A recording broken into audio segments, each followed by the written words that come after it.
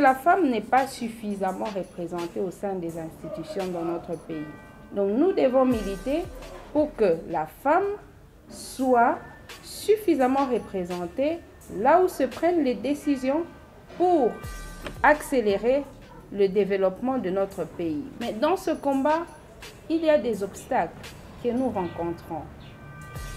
C'est notamment la pauvreté. Il y a encore l'obstacle de la mauvaise éducation politique. Et l'opposition a essentiellement le rôle d'éduquer la masse.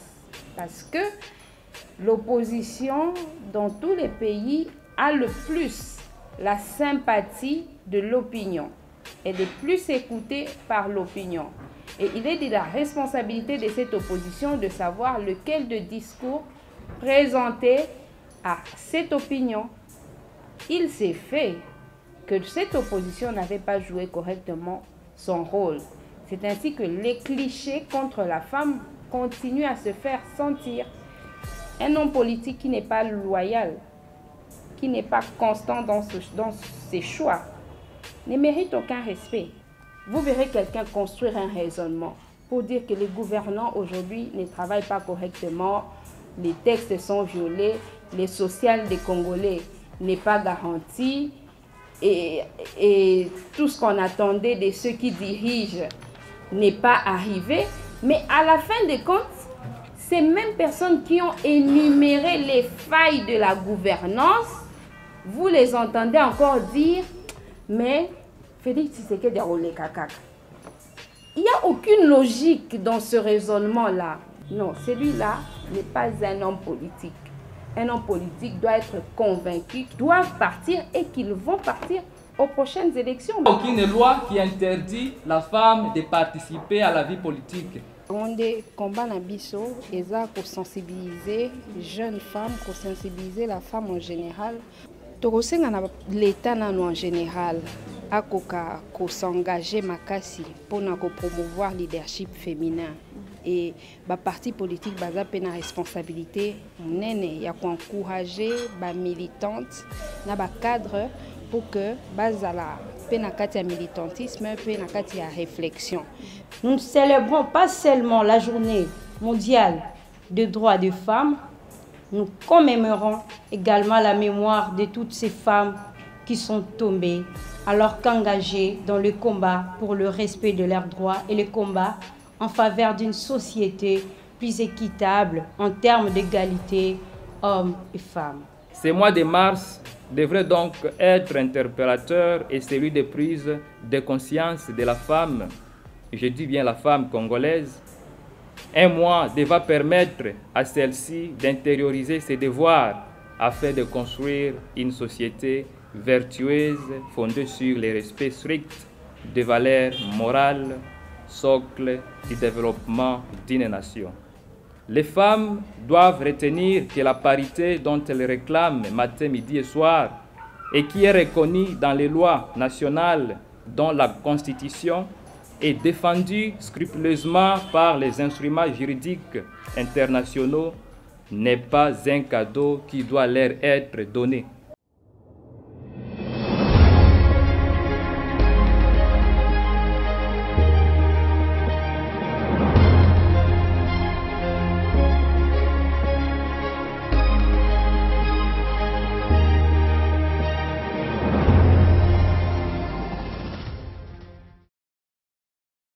Et c'est que vous allez ébélé partout dans le monde entier, bandeko bandia plus clair télévision, mbote pa ebison. Et Zomi Bino Bopona, la chaîne de vérité, la chaîne qui vous informe à temps réel. Bienvenue à numéro 6 émission na Bino vérité de tous côtés. Et Sika puis Tolobela Kamboka sur le plan politique, sécuritaire et social. Nampola Lelo, micro plus clair télévision et qui tibon pas moi Namboka papa Alain Bolodjoa pour assister na point de presse au bon il y a parti politique au yazo Kambana Kombo, il y a Ligue de jeunes, les BAT, ils ont construire un Congo nouveau, pour participer, pour un message nini, Bombeli, Baimboka et surtout les bongo message d'aller centré sur la femme, d'être que vous avez déjà fait la moitié de la femme, Natiki Bino Bolanda. Nous sommes réunis, ce n'est pas un hasard, mais nous sommes réunis dans un cadre bien précis. Il s'agit là d'une organisation des jeunes. La Ligue des jeunes du parti politique Les BAT en abrégé, qui veut dire Lèvons-nous et bâtissons. Un parti qui existe déjà sur le plan sociologique, mais qui est en cours de création sur le plan juridique. Parce que les partis politiques, c'est d'abord une réalité sociologique. Il faut que les gens se rencontrent. Il faut qu'il y ait un visionnaire qui va réunir les autres. Et donc cela est déjà fait au sein des débats. Mais seulement, puisque nous devrions nous conformer aux textes légaux du pays, c'est pourquoi je disais que nous sommes en cours de création. C'est un parti politique qui est en gestation par rapport à la légalisation. Nous sommes en train de rédiger nos statuts, nos règlements d'ordre intérieur, ainsi que notre projet de société. Et après cela, viendra alors l'étape de légalisation. Et donc, les BAT a été créé le 20 septembre de l'année 2020. Il est aujourd'hui chapeauté provisoirement par les camarades Alain Bolodjoa. Vous aurez la chance de les connaître. Les BAT est un parti politique à tendance idéologique progressiste. C'est-à-dire, nous nous situons au milieu entre l'idéologie des libéraux et l'idéologie des socialistes. Les libéraux sont ceux-là qui accordent la liberté sur tous les plans, notamment sur le plan politique, social et culturel. Et les socialistes sont ceux-là qui pensent que l'État doit être le seul détenteur des moyens de production, ainsi que de la production elle-même. Et donc, nous nous situons au milieu. Nous sommes donc des progressistes. Encore une fois de plus, je vous remercie d'avoir rehaussé de votre présence. Nous allons inviter les présidents de la Ligue des jeunes pour un mot de circonstance. Mesdames et messieurs, chers invités, à vos titres et qualités respectives, bonjour. Aujourd'hui est un grand jour pour nous de vous recevoir dans cette conférence, débat porté sur le rôle de la femme face aux enjeux politiques de la République démocratique du Congo. Cette dernière est organisée dans le souci de présenter aux yeux du monde les potentialités qui se trouvent dans la femme et les rôles majeurs que celle-ci peut jouer dans la société pour son émergence. Permettez-moi ici une place de choix à la femme, car au regard des sexes ratios, elle constitue la majorité de la population. Pour paraphraser les camarades Alain Bolodjoa, si la femme est majoritaire, elle représente la majorité des problèmes, mais aussi des solutions. Nous remercions toute l'assistance, mais particulièrement notre invitée, Madame Arlette Odia Kachama, qui a bien voulu rehausser cette cérémonie. Et nous vous encourageons par la même occasion, tous les jeunes filles, de venir adhérer massivement à la vision de l'EBAT, notre parti, et à s'engager à notre combat, celui de faire naître un Congo nouveau où il fait beau vivre. Nous vous souhaitons un très bon après-midi. Que vive la femme, que vive l'EBAT, que vive la République démocratique du Congo. Nous vous remercions. Je vais devoir vous présenter notre invitée et oratrice principale, Madame Arlette Odia, qui est licenciée en droit, avocate au barreau de Kisangani, dans la province de la Chopo. Elle est actrice politique spécialisée dans la société civile, présidente du collectif pour le développement de l'unité du Congo, ces deux idées en cible. Elle est beaucoup connue par certains grâce à sa participation au projet 100 jours, car elle était parmi les avocats de M. Sami Djamal. Je vais demander à Mme Arlette Odia de s'élever pour que nos invités puissent le connaître. Merci beaucoup. Juste à côté d'elle, nous avons Mme Clémence Bilonda. Elle est étudiante à l'Université pédagogique nationale, à la faculté des sciences sociales, administratives et politiques. De l'autre côté, nous avons M. Matumbe Kwaba Samson, qui lui aussi est un étudiant de l'Université pédagogique nationale, toujours dans la même faculté, la faculté des sciences sociales, administratives et politiques. Et donc, nous allons devoir demander à notre première oratrice, qui sera Mme Clémence Bilonda Ntumba, de pouvoir nous présenter ce qu'elle avait préparé pour nous. Vous avez 10 minutes, Mme Clémence Ntumba. Cette conférence débat dont la thématique s'articule rôle de la femme face aux enjeux politiques en République démocratique du Congo. En effet, comme de coutume, il vous souviendra que la date du 8 mars, célébrée chaque année, est singulièrement dédiée à la femme. Une date où les femmes font valoir leurs droits à travers le monde. La commémoration de cette journée dans son aspect historique date de 1857, une date pendant laquelle certaines femmes ouvrières ont été sauvagement assassinées. Pourquoi assassinées? Alors qu'elles réclamaient l'amélioration de leur salaire et leurs meilleures conditions de travail. Et ce qui a poussé par la suite, en 1910, que la Journée internationale des droits des femmes soit créée en leur mémoire. En ces jours, nous ne célébrons pas seulement la Journée mondiale des droits des femmes, nous commémorons également la mémoire de toutes ces femmes qui sont tombées alors qu'engagées dans le combat pour le respect de leurs droits et le combat en faveur d'une société plus équitable en termes d'égalité hommes et femmes. Ainsi, nous allons vous demander de vous lever et observer une minute de silence en leur mémoire et en toutes celles qui sont tuées dans la partie l'est de la RD Congo, s'il vous plaît.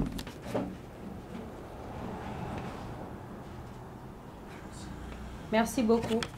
Merci. Mesdames et messieurs, chers invités, mon exposé sera scindé en deux grands points. Le premier point va s'articuler autour de la définition des concepts auxquels nous développons les rôles de la femme. Et le second se basera essentiellement sur l'aspect historique des différentes revendications engagées par les femmes du monde pour réclamer leurs droits. Le premier concept plutôt, je vais essayer de vous éclaircir qu'est-ce que c'est qu'un rôle. Les rôles, selon les dictionnaires Larousse, le mot rôle signifie ce que doit dire ou faire un acteur dans une pièce de théâtre, un film et j'en passe. De ceci, nous pouvons en déduire que hommes et femmes à travers le monde formant un corps dont chacune des parties devra jouer sa partition ou son rôle. Le deuxième concept, l'enjeu politique. Un enjeu est un ensemble de tout ce qu'on peut gagner ou perdre dans une compétition ou combat politique. Et donc ceci, tout ce qui constitue la raison de la lutte de l'espace politique incluant toutes les formes politiques en présence. La parité. Bien évidemment, vous entendez parler de la parité. Qu'est-ce qu'une parité? Bon, le concept parité est très complexe et entraîne plusieurs confusions dans l'opinion tant nationale qu'internationale. Il englobe à son sein plusieurs autres sous-concepts. Il est donc de notre devoir, nous les femmes du parti politique Lèvons-nous, et bâtissons, le BAT en abrégé, d'éclairer les zones d'ombre qui persistent autour de ces mondes. Parlant de la parité, cela sous-entend que chaque sexe est représenté à égalité. La parité est souvent une condition nécessaire de l'égalité, mais non suffisante malheureusement. Ainsi, il nous semble peut-être paritaire, mais si les hommes occupent toutes les fonctions de décision et les femmes celles que d'exécution, elle ne sera pas égalitaire. C'est le cas dans beaucoup de gouvernements et de parlements, fort malheureusement, où les femmes restent uniquement cantonnées à des délégations ou des commissions correspondant traditionnellement à leur genre, famille, enfance, affaires sociales et j'en passe. Les différences et égalité. Quand on parle de la différence, cela a trait à la diversité physique, culturelle, sociale, etc. À l'exemple, la différence de sexe. Ceci implique que l'anatomie d'un homme est différente de celle d'une femme. Et face à cette différence, on a tendance à établir une hiérarchie de valeurs, ce qui crée des inégalités fort malheureusement. Et cela implique une illustration sur la base des différences physiques. L'humanité a traditionnellement affecté une valeur moindre aux femmes qu'aux hommes. Il en est souvent de même pour les différences de couleurs de peau. Nous croyons que parce qu'on est clair, on est blanc, on est plus développé que celui qui est noir. On confond souvent différent et inégal. Or, l'inverse de égal est inégal. L'inverse de différent est identique. La notion d'égalité n'est pas contradictoire avec la notion de différence. Chaque personne, parce qu'elle est unique, est différente des autres. Oui, les femmes, vous êtes uniques, soyez-en fiers. Mais toutes les personnes sont égales, par contre, devant la loi et devant le droit. L'égalité hommes et femmes n'implique pas que les hommes et les femmes deviennent identiques, non, mais que tout le monde ait le même droit et les opportunités égales dans l'existence. Et la mixité, cette démarche intègre des personnes de deux sexes, exemple mixité scolaire. La mixité n'est pas synonyme d'égalité, non. Nous avons la mixité des coexistences, qui n'est autre que la présence d'hommes et femmes dans un même lieu de travail, mais occupés à de métiers, des fonctions et des tâches spécifiques selon chacun des sexes. La mixité ménagère politique implique que les hommes et les femmes occupent un même poste de travail, mais sans être investis des tâches similaires. Les aménagements liés aux qualités supposées innées de l'un à de l'autre sexe peuvent intervenir dans la définition des postes qui vont légitimer aux yeux des entreprises un traitement différencié entre hommes et femmes. Illustration, maniement des pièces lourdes, attribué la plupart du temps des hommes, ou à l'inverse, manipulation soigneuse et délicate, attribuée de préférence à des femmes. Par contre, la mixité indifférenciée, quant à elle, à son tour, voudrait dire que les hommes et les femmes effectuent des tâches identiques, selon les conditions de travail identiques, mais restent sous influence forte d'un environnement davantage favorable aux hommes. Par exemple, des situations d'emploi en évolution vers une grande réflexibilité, un recours à heures supplémentaires.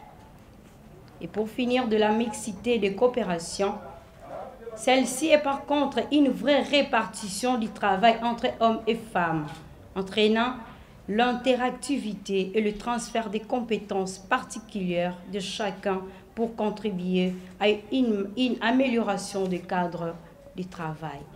Puisque nous parlons de la femme, quel est l'historique de ces droits de la femme? Oui, les droits des femmes sont des droits revendiqués pour les femmes et les jeunes filles que nous sommes ici présentes dans de nombreuses sociétés à travers le monde, et cela constitue la base du mouvement pour les droits des femmes du 19e siècle, ainsi que les mouvements féministes du 20e siècle. Dans certains pays, ces droits sont institutionnalisés et soutenus par la loi. La coutume locale et les comportements tandis que dans d'autres pays, ils peuvent être ignorés, réprimés ou supprimés.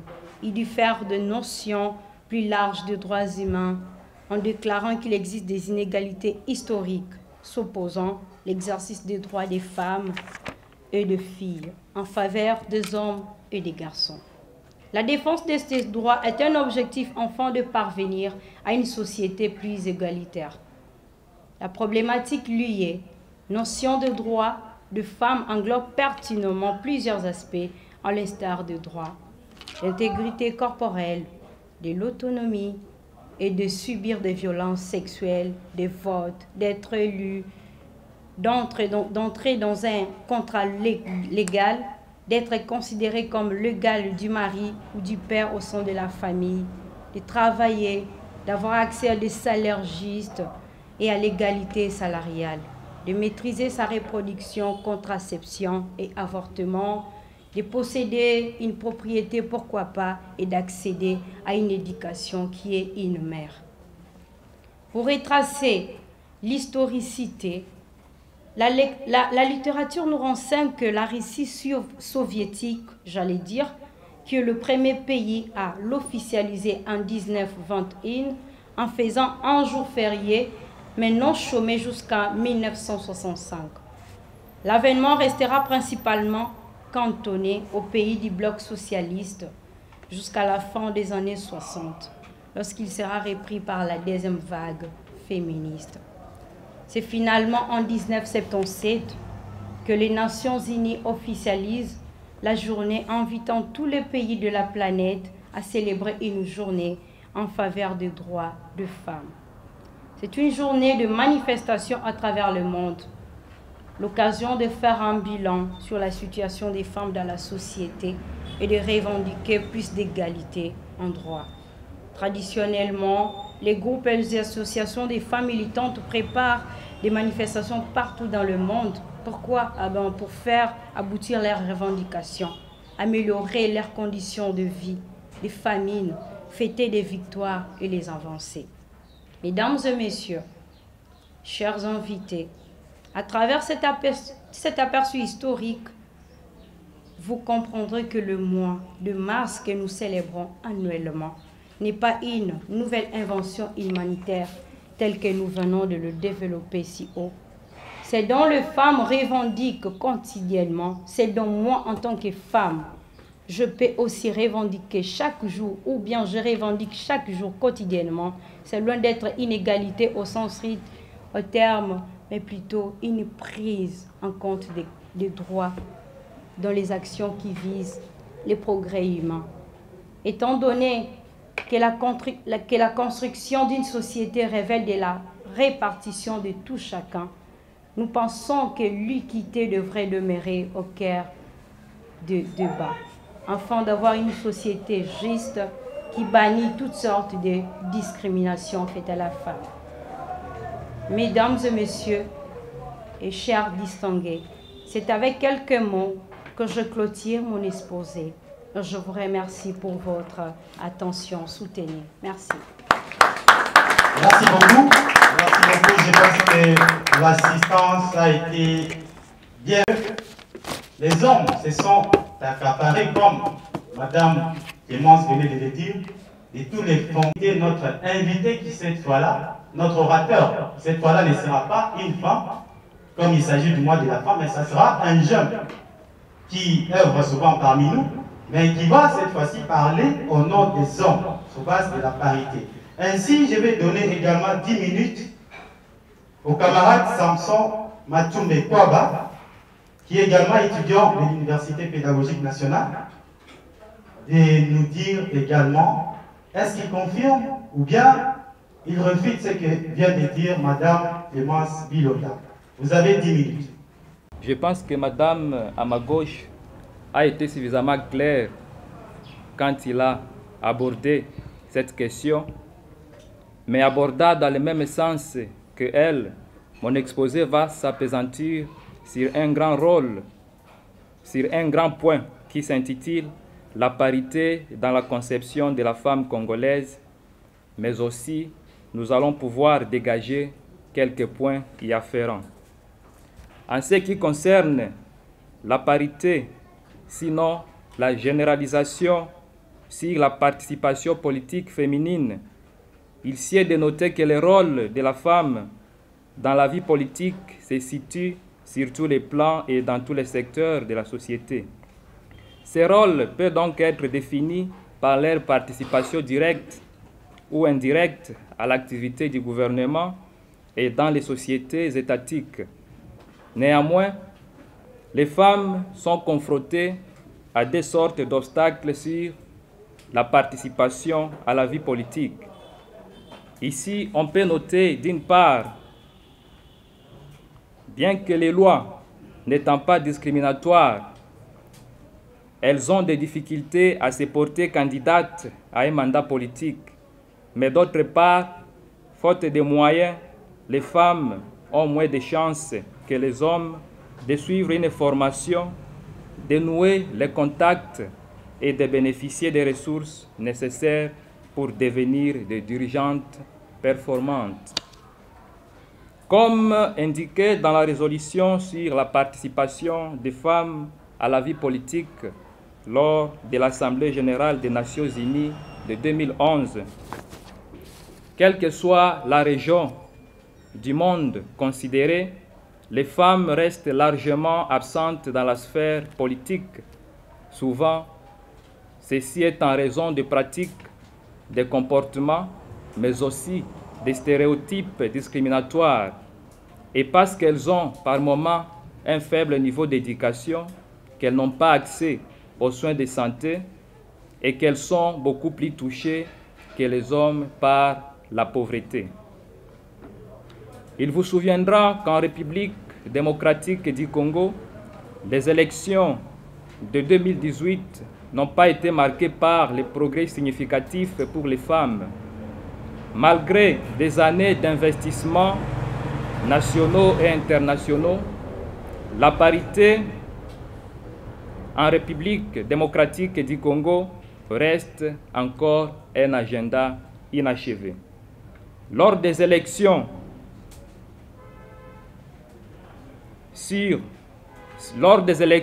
de 2018, allais-je dire, sur un total de 485 députés proclamés élus provisoirement par la Commission électorale nationale indépendante CNI, seules 50 femmes sont comptées.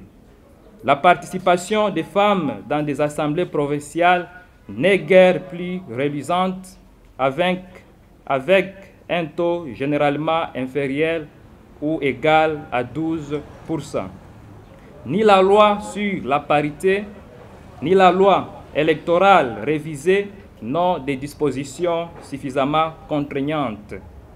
La réforme électorale se serait donc faite sans une prise en compte rigoureuse de ses impacts potentiels sur la participation féminine.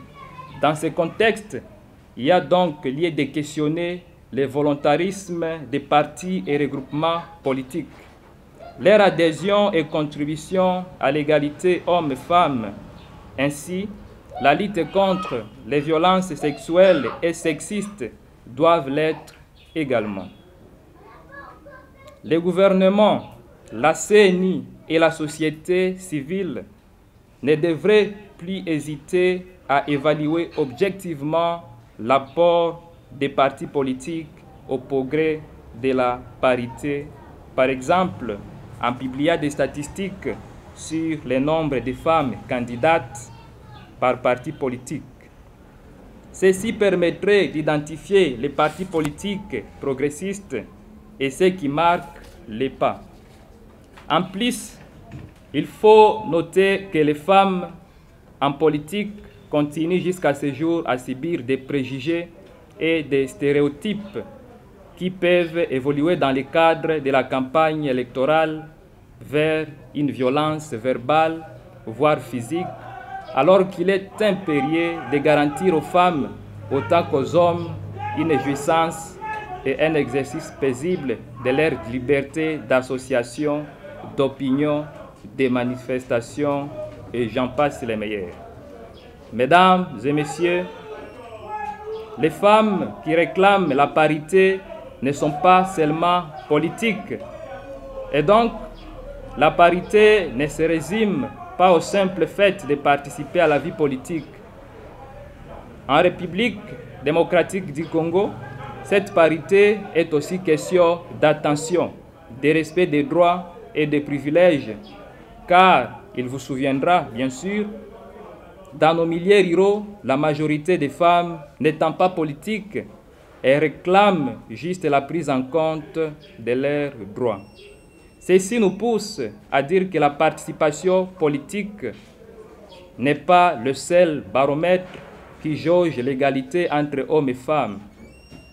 Et ceci nous renvoie directement à notre sous-point, où nous allons parler du rôle de la femme dans la société congolaise.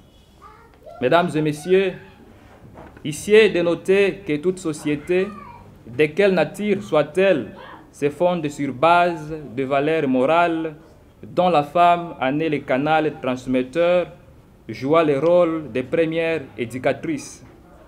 Ceci prouve inéluctablement le rôle important que doit jouer la femme au sein de la société, car elle est appelée à veiller non seulement à la consolidation du tissu social et de l'unité familiale, mais aussi à garantir la paix, la quiétude et l'équilibre au sein de la famille.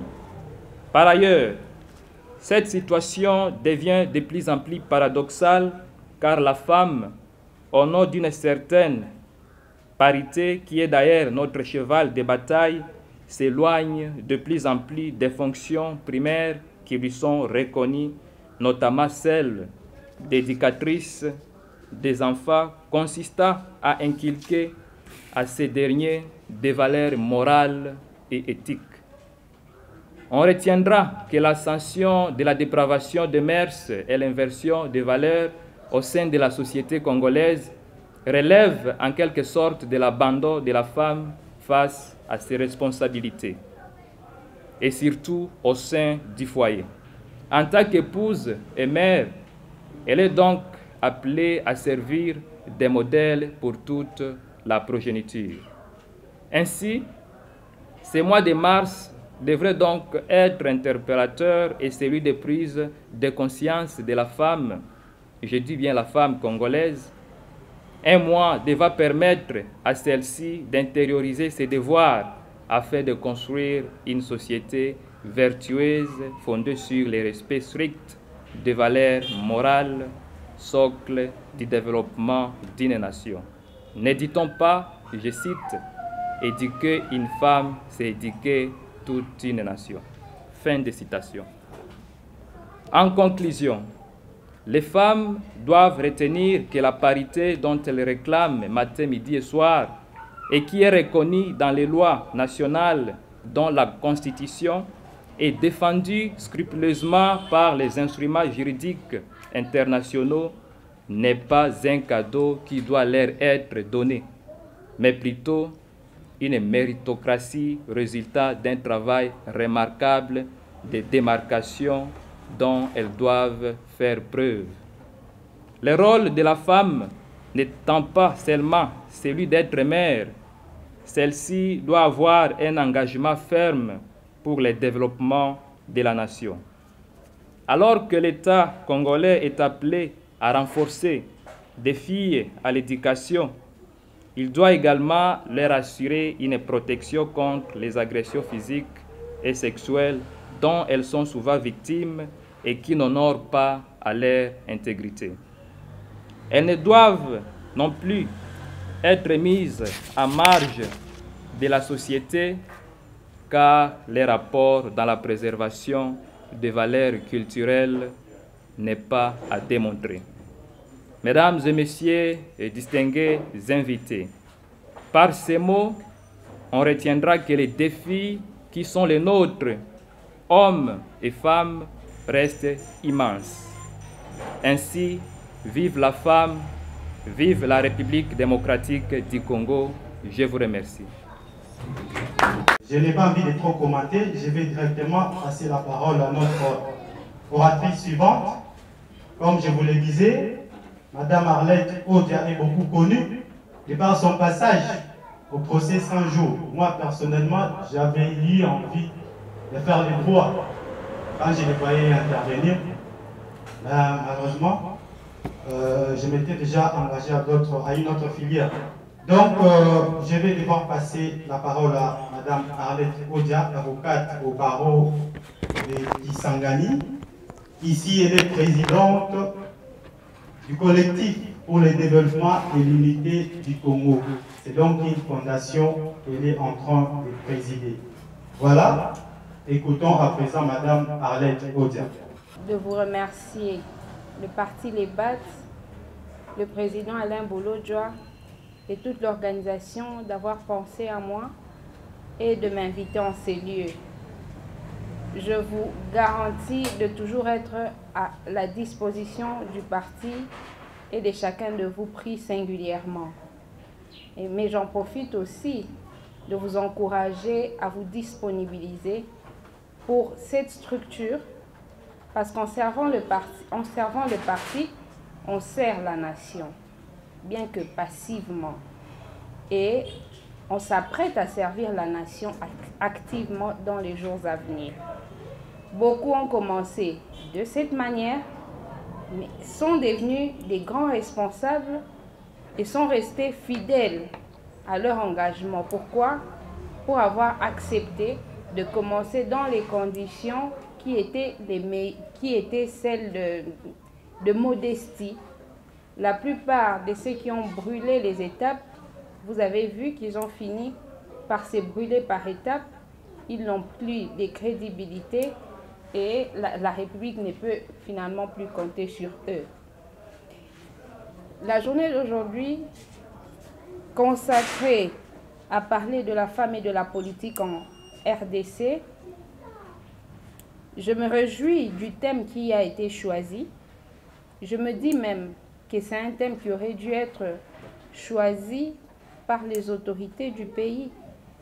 Parce que vous entendrez ça et là les gens dire que les thèmes tels qu'ils sont en ce jour choisis ou depuis les dernières années choisis, ils ne cadrent plus avec la réalité du terrain, avec les réalités congolaises et ne nous amènent même pas à évoluer dans ce combat pour le leadership féminin. Il faudrait des thèmes comme ceci, que ces thèmes soient exploités pour toutes les femmes congolaises d'ici et d'ailleurs. Je vais vous expliquer pourquoi ce thème m'intéresse. C'est parce que, comme l'a dit le camarade Samson, bien avant, l'a dit Madame Clémence, c'est que la femme n'est pas suffisamment représentée au sein des institutions dans notre pays. Elle n'est pas représentée au sein de sociétés étatiques, de l'administration publique. Pourtant, la femme, elle est très souvent attachée à ses engagements lorsqu'elle les prend. Elle est liée à sa parole lorsqu'elle la donne. Mais compte tenu du fait qu'elle n'est pas suffisamment représentée, on peut aussi penser que c'est ce qui explique à ce jour que le développement de notre pays tarde à arriver.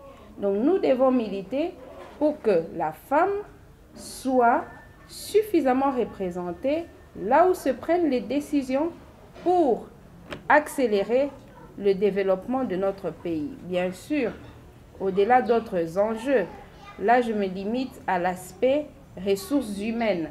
Nous devons être nombreuses à porter le combat pour le développement de notre pays. Mais dans ce combat, il y a des obstacles que nous rencontrons. C'est notamment la pauvreté. On l'a évoqué ici. Monsieur Samson l'a dit, que pour la plupart, nous n'avons pas encore servi au sein des institutions. Nous n'avons pas des entreprises florissantes. Pourtant, être efficace en politique vous exige des moyens financiers. Ne pas les avoir constitue un obstacle et constitue ou peut constituer un frein parce que beaucoup ont reculé par faute de moyens, beaucoup ont avancé dans la mauvaise direction également par faute des moyens. Il y a encore l'obstacle de la mauvaise éducation politique qui, pour moi, à mon sens, est à imputer à l'opposition d'hier. Dans un pays, chaque composante a une mission qui lui est spécifique. Et l'opposition a essentiellement le rôle d'éduquer la masse. Parce que l'opposition, dans tous les pays, a le plus la sympathie de l'opinion. Elle est plus écoutée par l'opinion. Et il est de la responsabilité de cette opposition de savoir lequel de discours présenter à cette opinion. Il s'est fait que cette opposition n'avait pas joué correctement son rôle. C'est ainsi que les clichés contre la femme continuent à se faire sentir. Vous êtes au volant, il y a des gens qui passent, vous entendrez les gens réagir à Azamouassi, tout simplement parce qu'ils pensent qu'elle ne conduit pas convenablement. Vous verrez des postes de décision, quand ils sont répartis, si la femme n'est pas reléguée à des tâches comme celles énumérées par Madame Clémence, vous les verrez toujours être alignées comme adjointes. C'est ce déficit-là, en termes de l'éducation politique, qui devrait jouer sur les pesanteurs culturels. Ce travail n'a pas été correctement fait. Aujourd'hui, nous avons une opposition responsable, qui n'est pas seulement dans les discours de la diabolisation ou encore de la victimisation. C'est ici l'occasion pour moi de saluer l'engagement politique du président Alain Bolodjoa que j'ai suivi récemment sur la question de la santé du président de la République. Il l'avait sérieusement critiqué sur sa façon de gérer, mais quand à parler de sa santé, il a compati et lui a souhaité prompt rétablissement. C'est ça le discours que nous voulons pour construire, n'est-ce pas, pour donner une autre éducation politique à la population congolaise pour que désormais elle arrête de voir la femme toujours comme une personne qu'on devrait assister, qu'on devrait accompagner, faute de quoi elle ferait des bêtises. Il y a aussi le déficit des modèles. Dans notre pays, il y a très peu de femmes modèles. Beaucoup qui se sont engagées, on les a vues quelquefois pas très actives. On ne peut les citer que du bout du doigt. Les femmes, elles-mêmes, elles sont en train de ne pas jouer le rôle qu'il faut. Pourtant, elles sont déjà en avant-plan.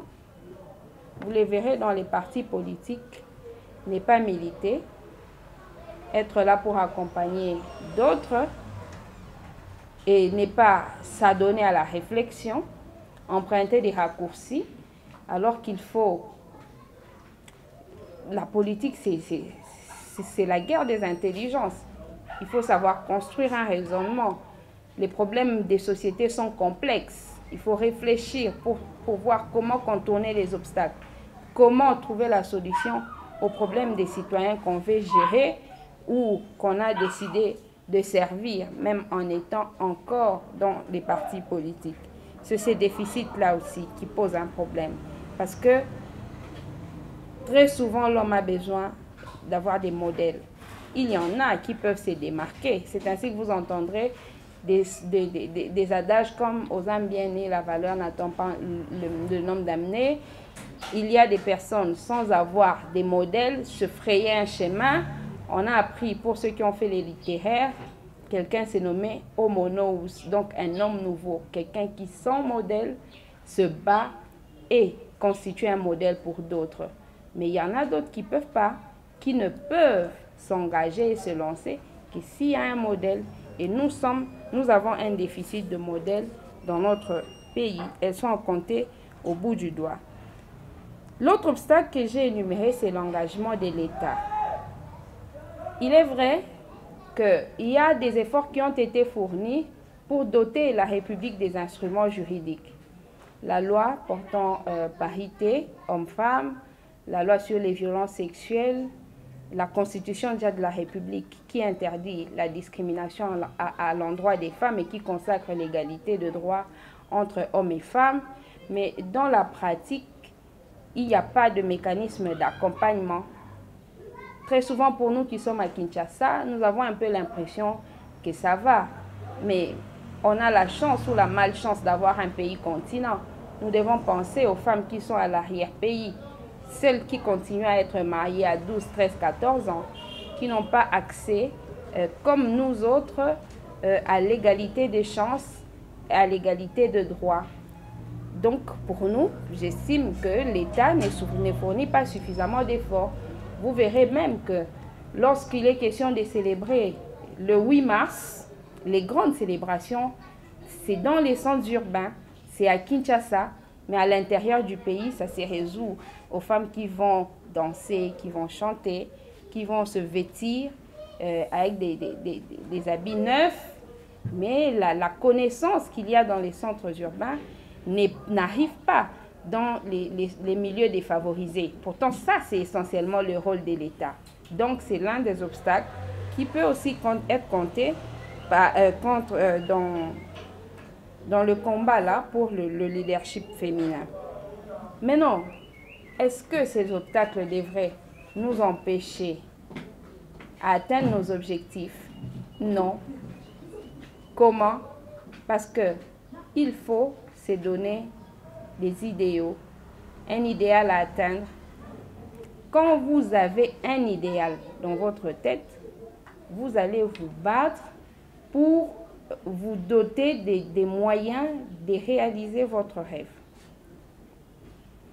Moi, par exemple, je me suis lancée en politique. Mais mon père n'a pas un nom en politique.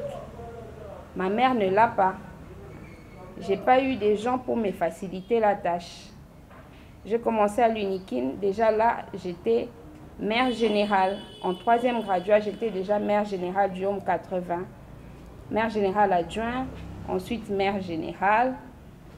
J'avais appris dans les milieux des gens que pour réussir en tant que mère générale, il faudrait avoir soit un parent professeur, soit un amant professeur, parce que sans quoi, vous n'aurez pas de moyens pour faire fonctionner votre entité.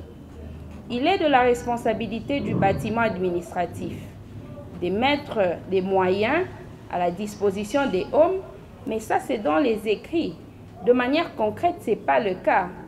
On va vous donner l'opportunité de gérer certaines entités telles que les vendeurs. Vous leur infligez des taxes, les étudiants qui ne sont pas corrects dans les chambres, ils vous payent des amendes, mais ce n'est pas suffisant pour faire fonctionner les homes. C'est ainsi que celles qui étaient là, pas toutes bien sûr, avaient cette habitude d'avoir des parrains qui leur facilitaient la tâche et mettaient à leur disposition des moyens pour pouvoir réussir dans la gestion et dans la gouvernance. Mais qu'est-ce que moi j'avais fait? Déjà, en étant étudiante, j'étais dans l'entrepreneuriat. J'avais une boutique au Home. J'avais une cabine. Je partais chaque soir aller acheter les galettes ou les gaufres qu'on appelait Maman Déborah. Je pense que ça existe encore. Ce qui est dans le sachet qu'on vend à 200 francs. On pouvait aller, j'allais au Home 10, au Home 20, au Home 30 parce que ça s'est vendu dans les Homes des garçons. On achetait à 140 francs, on venait revendre à 160 francs. Je pouvais mettre ça comme ça dans 3-4 cabines et le soir, j'ai fait mes recouvrements. Pendant que mes amis restaient suivre la télé dans ma chambre. Parce que quand vous êtes mère générale d'un Home à l'UNIKIN, l'UNIKIN met à votre disposition une chambre où vous êtes logé seul. Contrairement à d'autres étudiants qui sont logés à 4, à 5 ou à 6 dans leur chambre. Donc j'avais le confort qu'il fallait. Mais je ne me suis pas limitée là. Je faisais comment? Je faisais ces petits entrepreneuriats et ça m'a permis de chaque fois ne pas manquer les moyens. Et j'étais dans la planification. Quand je sais qu'on va organiser une organisation, par exemple au mois de mars, Je commence déjà au mois de janvier une caisse. Je fais avec mon gouvernement la planification. On commence à procéder par élimination. Ça faisait que le moment venu, on savait toujours se débrouiller. C'est pour dire que si on a un objectif, on se donne des limites ou des lignes rouges à ne pas franchir. Et surtout avec la grâce de Dieu, on arrive toujours à atteindre nos objectifs. C'est le cas aussi pour le SEDUC, notre mouvement. Ce n'est pas facile de tenir un mouvement dans des conditions comme celles-là où on n'a pas toujours les moyens disponibles. Mais l'engagement, la rigueur envers soi-même, ça permet de contourner les obstacles, ça et là, et d'atteindre le niveau que l'on veut bien atteindre. Maintenant, pour chuter à la problématique du thème d'aujourd'hui, le rôle. Quel est le rôle que nous devons jouer, nous, en tant que femmes, dans la politique en République démocratique du Congo? On a déjà dit qu'on doit être nombreuses pour peser suffisamment, pour participer aux grandes décisions. Mais ce rôle, comme il va naturellement se rapporter aux obstacles, ce sera d'abord pour servir de modèle aux femmes qui sont dans la timidité.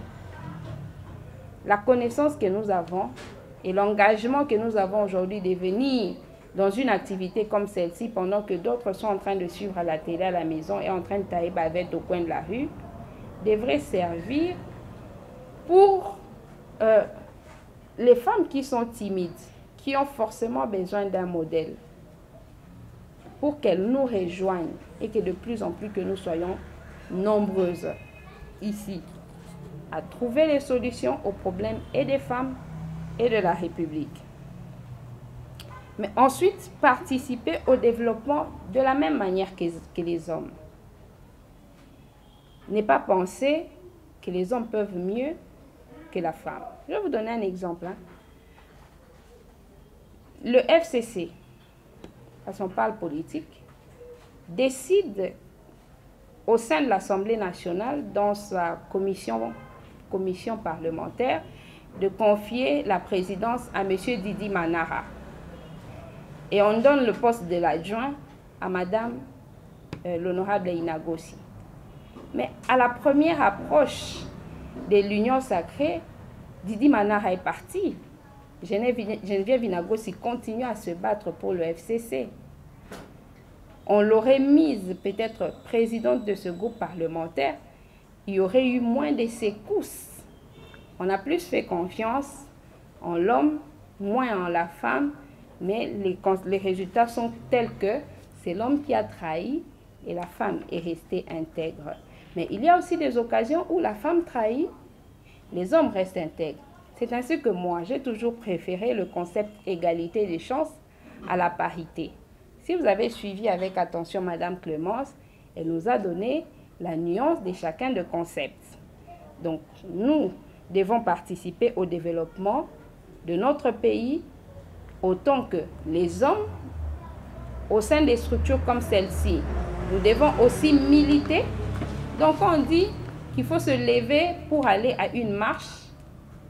Mais levons-nous, allons-y marcher, allons-y manifester, allons-y dans les sit-ins, prenons la parole en public. C'est ça le militantisme. Et quand il faut réfléchir, soyons là pour réfléchir également. C'est ça le travail au sein d'un parti politique. Et ce rôle que l'on devra jouer. Maintenant, pour l'instant où on sera déjà au sein des institutions, il faudrait construire la loyauté. Un homme politique qui n'est pas loyal, qui n'est pas constant dans ses choix, ne mérite aucun respect. C'est ainsi que vous me voyez être très dur à l'endroit des hommes politiques qui ne respectent pas leurs engagements, qui ne sont pas constants, qui ne réfléchissent que pour défendre leur changement de position. Parce qu'ils sont là. Ils peuvent vous dire qu'aujourd'hui, les soleils se lèvent à l'est pour se coucher à l'ouest. Le lendemain, quand il viendra dire le contraire, il se bat pour expliquer le contraire de ce qu'il venait de dire. Il y a des gens qui ne sont là que pour ça. Pour moi, ils ne méritent aucun respect. Et c'est ce rôle-là que nous devrons jouer quand on sera dans les instances de décision, que l'on soit loyal, que l'on soit constant, que l'on ait la culture des débats, la culture des décisions et non trahir les structures auxquelles nous appartenons, parce qu'on doit noter que faire la politique, c'est jouer à une équipe. Et au sein d'une équipe, nous devons tous chacun jouer son rôle. Que ce soit l'attaquant a le rôle à jouer, le défenseur, le gardien, le milieu, le médiateur. Tout le monde doit jouer. Mais imaginez-vous que vous êtes dans une équipe et que vous apprenez qu'au sein de vous, il y a des gens qui ont décidé de trahir l'équipe et de laisser l'adversaire marquer. Vous aurez préjudicié et l'équipe et les supporters et tous ceux qui croient en vous. Cela n'est pas correct. Mais tout cela n'est pas facile. On doit être engagé, on doit croire au lendemain meilleur de notre pays. Je vais chuter en évoquant quelque chose que je remarque dans le commun de mortels. La lassitude.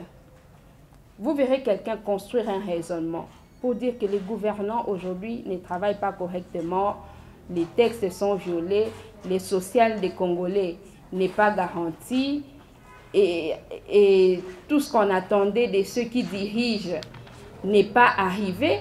Mais à la fin des comptes, ces mêmes personnes qui ont énuméré les failles de la gouvernance, vous les entendez encore dire, mais Félix Tshisekedi a roulé kakaka. Il n'y a aucune logique dans ce raisonnement-là. Vous commencez par évoquer des failles à la gouvernance. Vous savez que la Constitution, à l'article 5, fait du peuple les souverains primaires qui devraient décider de qui le diriger. Mais il y a quelque chose comme un envoûtement qui vous amène à dire, bon, à 2023, roulé kakaka. Non, celui-là n'est pas un homme politique. Un homme politique doit être convaincu qu'en construisant mon raisonnement, quelles que soient les difficultés, je vais arriver au résultat. Donc, en ce moment, comme le peuple continue à se plaindre, dans un environnement où les dirigeants ne l'écoutent pas, les opposants politiques continuent à évoquer des choses qui doivent être prises en compte par les dirigeants et qu'ils ne répondent pas convenablement, soyez convaincus qu'ils doivent partir et qu'ils vont partir aux prochaines élections. Maintenant, ensemble travailler, comment y parvenir? En faisant cela, on aura gagné. Et sur les coups d'être une femme utile au sein de nos formations politiques, mais surtout un citoyen utile dans son pays et dans sa patrie. Je vous remercie. Merci. Naza Judith Kamwanga, journaliste Plus Clair Télévision. Question nanga ezali balé, non s'adresser particulièrement à Madame Henriette Bilonda. Au lobby que la femme bazali représentée suffisamment dans l'institution ici qu'à la décision et pour le développement et mboka. Et puis on a énuméré question nanga ezali boye. Dans le gouvernement où il y a Monsieur le Président Félix Tshisekedi, Tomoni par rapport à d'autres régimes que les femmes, ma maman ou ma femme, beaucoup plus représentées par rapport à régime précédent. Alors, que malgré que nombre de sami à ma femme dans le régime, pourquoi seulement participer ou bien la droite à cause de la décision ils ont pour développer Boka. Deuxième question, toujours et pas Madame Arlette Bilonda. Madame Arlette Odia. Okay. C'est Madame Clémence Bilonda, Madame Arlette Odia. Je m'excuse. Question d'Anga Mibali Zali Boy. Au lobby que ma modèle bazali milité. Donc si pour bazali ba modèle bazali vraiment milité. Au Kolobanini na ba bien ba femme oyo bazwaki ba maman moko ba femme moko ba modèle et par après donc on a s'attendre on a un résultat positif ou bien meilleur mais ba mon résultat on a été en fait ba décourager ba bien atteindre un modèle songolo et après on va la déçu pour s'adresser au Kolobanini na catégorie ya bana basi voilà. Merci. Moi je pense que la nouvelle technologie actuellement d'abord est mal utilisée pour répondre. Parce que je ne dirais pas que la nouvelle technologie est mal, non. mais elle est plutôt mal utilisée. Comment? Le fille pense que en restant scotché au téléphone, en restant à la maison, acheter le mégabyte, parfois pour ne rien faire, c'est ça, au fait, le rôle de la femme. Rester à la maison pour surfer, voir du n'importe quoi. Non. Actuellement, nous avons aussi des femmes qui travaillent avec la nouvelle technologie. Nous prenons par exemple l'exemple de l'administratrice de Facebook en général. C'est une dame. Elle est tout le temps avec le téléphone. Ce n'est pas parce qu'elle se distrait avec le téléphone, non, mais elle travaille avec son téléphone.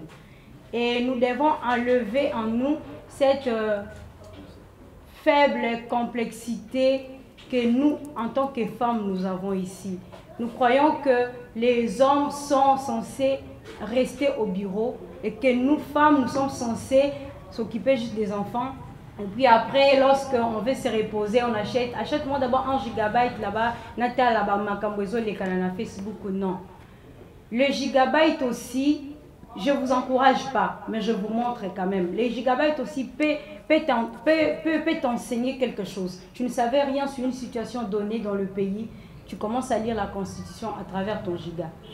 Donc pour moi, je vais te répondre que la technologie chez les femmes n'est pas mal, mais sauf que nous, en tant que femmes, nous devons savoir comment utiliser cette technologie plutôt. Et oui, je réponds que nous avons la possession d'espérer les femmes au-dessus de notre société, qui est la République démocratique du Congo. Donc, en tant que femme, je suis capable aussi d'être au sommet du pays, mais tout en respectant et comment savoir gérer ma technologie à la maison. Voilà, c'est un peu mon avis. Il y a ici la question de M. Mbale. Lui a posé la question de savoir, parce que dans mon exposé, j'ai dit que la femme occupe le premier rôle, et ce rôle, c'est ce rôle de celui, sinon de celle d'éducatrice, le rôle d'éducatrice au sein d'une société ou au sein d'une famille. Maintenant, il a voulu savoir, dans notre environnement politique, presque tous les hommes politiques affichent un comportement qui est totalement sale. Cela implique en quelque sorte, cela remet en cause l'éducation qu'ils ont reçue au niveau de la famille. Et si cette famille-là joue ses premiers rôles, si la femme joue ses premiers rôles d'éducatrice, quid des comportements de ces hommes politiques qui se comportent en déviant? S'il faut paraphraser sa question, je pense que c'est ça qu'il a voulu justement dire. Mais pour répondre à sa question, M. Mbale, c'est vrai, et je l'ai confirmé dans mon exposé, la femme joue le premier rôle d'éducatrice. Parce que tel que nous sommes ici, cette auguste assemblée, chacun est issu d'une famille X ou Y. Et chacun a reçu l'éducation de base. Et nous savons tous, lorsque l'enfant naît, la première éducation qu'elle reçoit, cette éducation vient de la famille. On parle de l'éducation primaire, je suis sociologue. Avant de parler de l'éducation secondaire, il y a d'abord une première éducation, qui est l'éducation primaire. Cette première éducation est assurée par les parents. Et quand on parle des parents, en premier lieu, en matière d'éducation, on voit la femme. C'est elle qui éduque les enfants. C'est elle qui transmet les valeurs morales et éthiques aux enfants. Je l'ai bien dit dans mon exposé. C'est elle qui doit servir de modèle pour toute la progéniture. Ça, c'est pour ce qui concerne le rôle de la femme. Donc, bien sûr, elle a un rôle capital à jouer au sein de la famille. Mais quid de ces hommes politiques qui se comportent en déviant, sinon qui affichent un comportement sale dans la gestion de la chose publique? C'est par là où, en tant que sociologue, je vais évoquer la socialisation secondaire. Cette socialisation secondaire dont je parle ici fait allusion à l'environnement politique. Loin de l'éducation que l'enfant peut recevoir au sein de la famille, sinon de sa famille restreinte, il y a une autre éducation qui s'élargit au niveau de la famille élargie. Ici, je peux même parler de l'environnement politique. si vous avez un environnement politique qui est salué, et qui est plutôt pollué, si vous avez un environnement politique où il y a des hommes politiques, sinon des politiciens qui ne sont pas pétris de valeurs morales, des hommes politiques qui sont capables de tout faire justement pour s'éloigner, sinon s'écarter des responsabilités qui sont les leurs. En quelque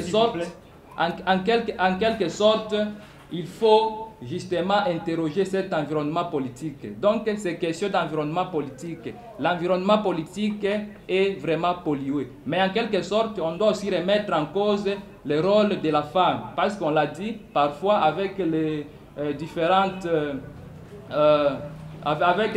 dépravations des mœurs que nous observons dans la ville de Kinshasa, et l'inversion des valeurs, c'est en quelque sorte la femme qui a abandonné cette responsabilité d'être mère au nom de la parité. Au nom de la parité, donc c'est ça. Et pour aborder la deuxième question qui m'a été posée, qu'est-ce qu'il faut faire pour respecter cette faiblesse des femmes dans la société? Donc l'AMI a considéré que les femmes se considèrent faibles au sein de la société, même dans la vie politique. Mais que faudra-t-il faire pour empêcher cette faiblesse? Mais tout part d'abord des pesanteurs socio-culturels. Je crois, dans mon exposé, je l'ai bien signifié, qu'auparavant, les gens pensaient que la place de la femme se limite à la cuisine. On peut même aller au-delà, ça se limite au niveau de la maternité. Et donc là, c'est justement ça sa place. Et cela est resté depuis belle lurette ancré dans la tête de la femme qu'elle ne peut pas justement participer à la vie politique, mais bien au contraire, son rôle est celui justement d'être mère, d'éducatrice, d'être là pour justement inculquer des valeurs morales aux enfants. Ça, c'est une conception qu'ont beaucoup de femmes et qui empêche malheureusement à ces dernières de se présenter, sinon d'être beaucoup plus présentes dans la vie politique. Parce que je l'ai bien dit dans mon exposé, il n'y a aucune loi, nous sommes au Congo, il n'y a aucune loi, il n'y a aucune loi qui interdit la femme de participer à la vie politique. Dans tous les instruments juridiques nationaux tout comme internationaux, les femmes, on leur accorde toujours une place au sein de la société. Et donc, en quelque sorte, c'est justement sa question de pesanteur socio-culturelle. Je pense que j'ai répondu à votre question. Merci. La première question qui m'a été destinée, c'est celle de savoir bannir la discrimination des autochtones à l'égard des Bantous. Moi, je considère ce raisonnement-là comme un raisonnement de la rue, celui de dire que les femmes, elles ne se supportent pas, elles ne se soutiennent pas, elles ne s'encouragent pas. Ça ne me convainc pas, parce que d'abord, moi j'ai été facilitée dans la plupart des cas par des femmes. Moi-même, je travaille avec des femmes, mais ça c'est personnel. Concernant tous, vous voyez comment à ce jour les femmes sont sérieusement engagées dans la défense des droits des femmes. Donc c'est révolu, c'est derrière nous ces choses. Les rapports entre les autochtones et les Bantous, la discrimination n'est pas liée au sexe.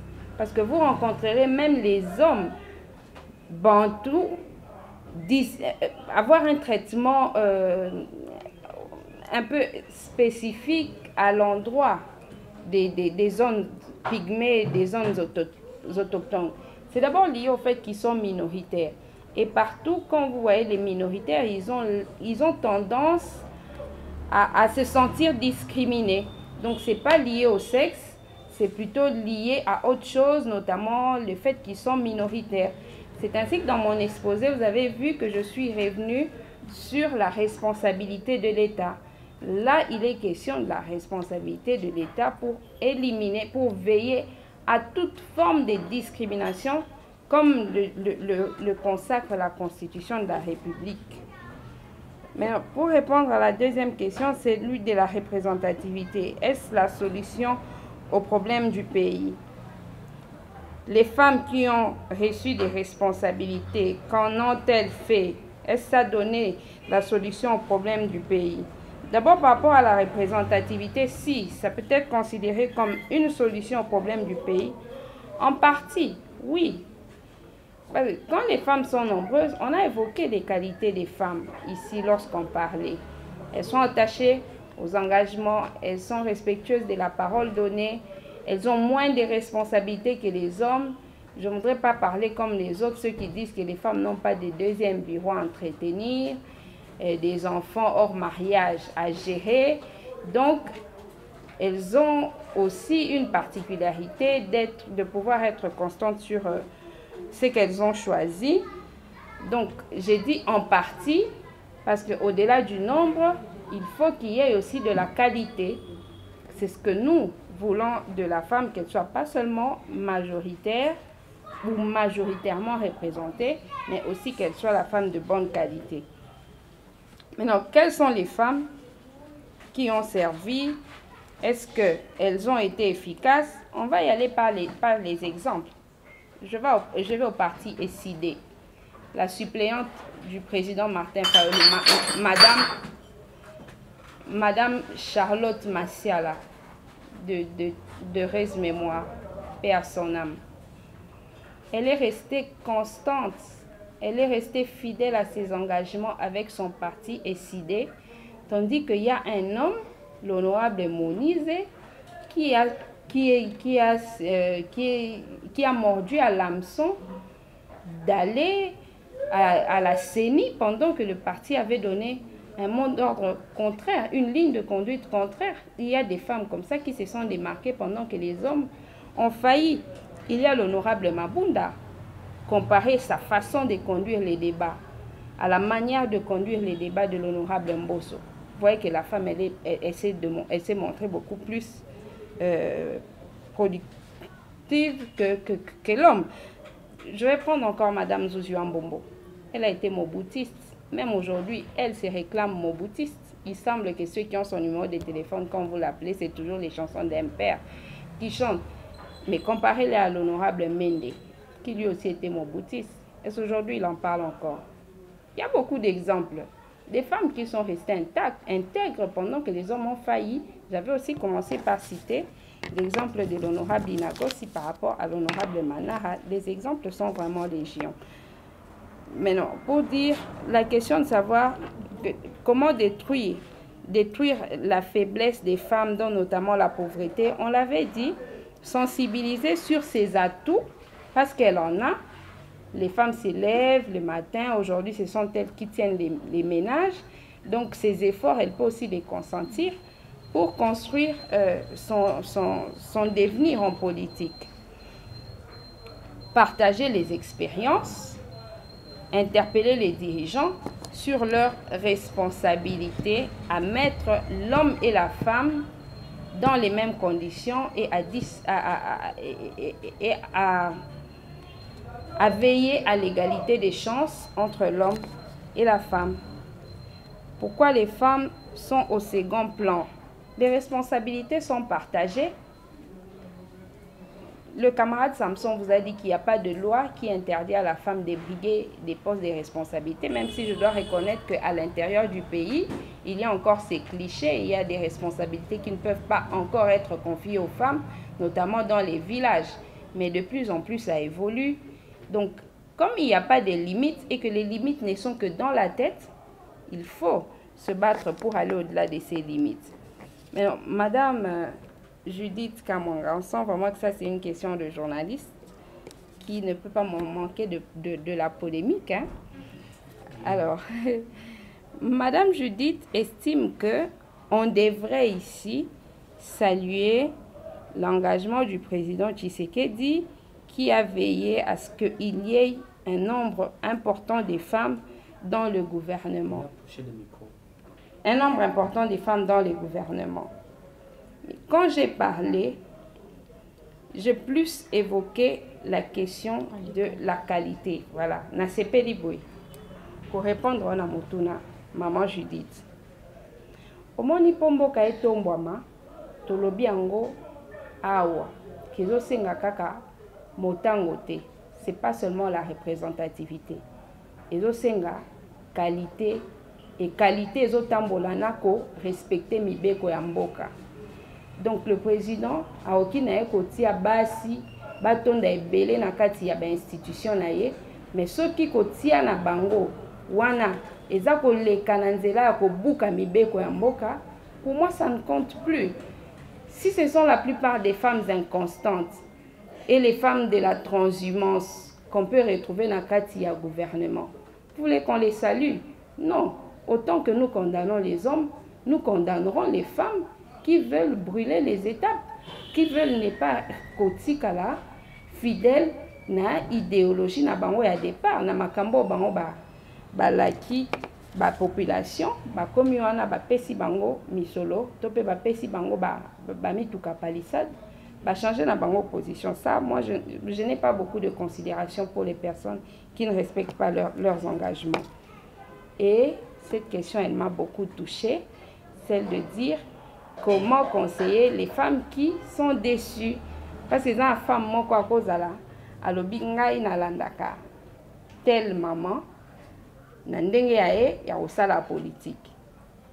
A évolué à un certain moment, Monique, mère en opé, yewana pe, a kwei, a côté na transhumance, à côté na makamoko ezangatina, ces femmes-là ont reculé. Hier, j'ai suivi Laure Mbongo quelque part en train de dire que quand ton modèle te déçoit, il faut te battre pour toi-même constituer un modèle. Donc, quand nous rencontrons des personnes comme ça, il faut encourager Bango. Il ne fallait pas ôter na motoana. Parce que ceux qui quittent simplement ton modèle, dès qu'il y a décevoir, tu allais chercher un autre modèle. Mais on est aux comme modèle, mais aux yeux likiana ôter na moto. Bible moto. C'est un peu cela que je pourrais clôturer mon propos en vous remerciant vraiment de l'occasion qui a été très constructive. Merci.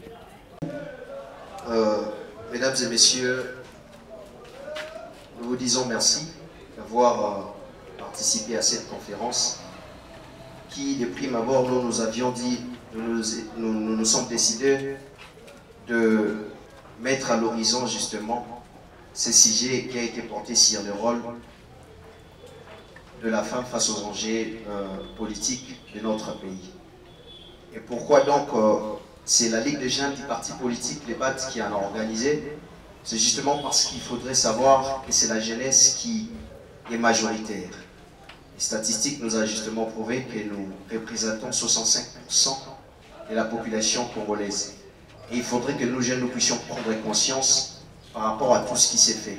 Puisque vous vous rappelez, ce qui s'est fait sans la jeunesse, pour la jeunesse et contre la jeunesse.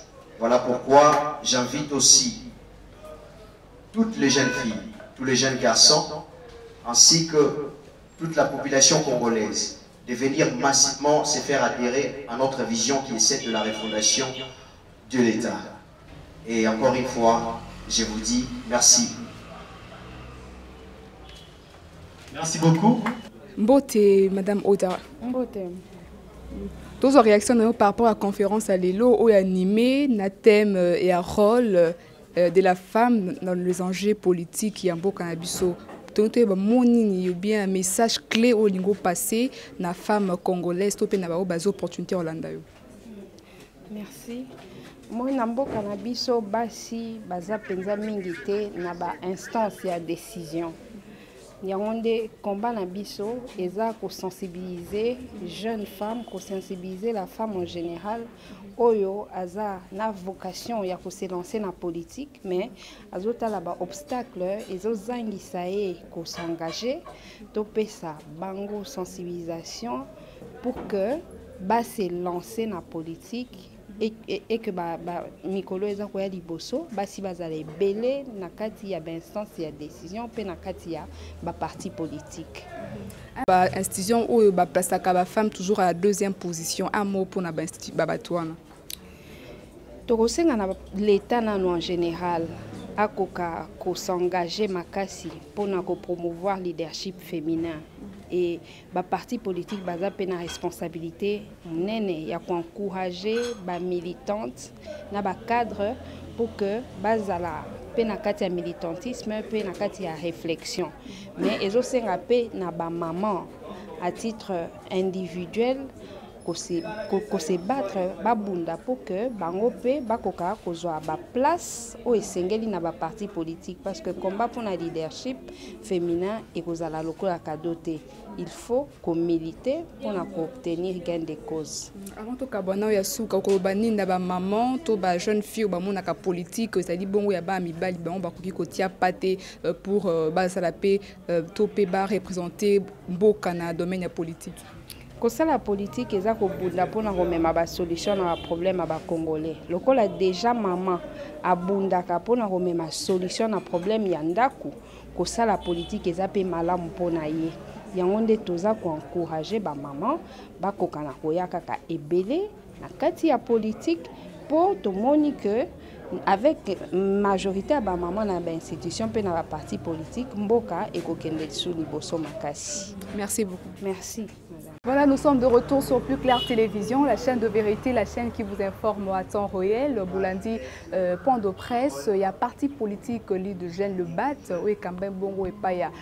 Mon amboka Alain Bolodjoa, qui est centré sur la femme parce que nous appelons le mois de la femme, mois de mars, Bolandi Bango, Bolandi conférence, Bolandi échange avec questions-réponses, Nakati a émission de vérité de tous côtés. Merci à la grande équipe technique qui a accompagné pour vous informer. Merci à Popola Yombe caméra pour les images. Merci au cordon Opi Mafuikou. Merci Nayo Stepe na vidéo. Likez et partagez en gros. Aujourd'hui, Bakou a pour la toute première fois. Abonnez-vous sur la chaîne de vérité, la chaîne qui vous informe à temps réel, Plus Clair Télévision. C'était Judith Kamwanga, votre journaliste à la présentation. D'ici là, portez-vous bien. Au revoir.